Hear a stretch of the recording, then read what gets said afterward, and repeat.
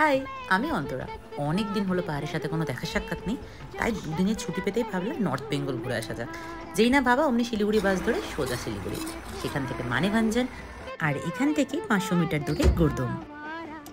Have you ever heard about this place? আমি তো আগে শুনিনি, তাই ভাবলাম ঘুরেই আসা যাক।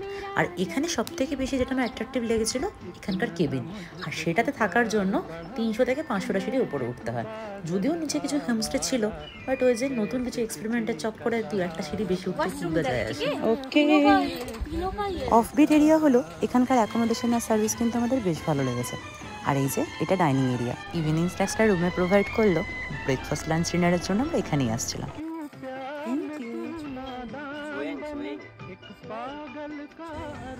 যাওয়ার তো মন ছিল না, কিন্তু ছুটিও বেশি ছিল না বলে একটা দিন কাটানোর পরেই আমরা বেরিয়ে গেলাম আমাদের নেক্সট ডেস্টিনেশন সান্দাকফুর জন্য।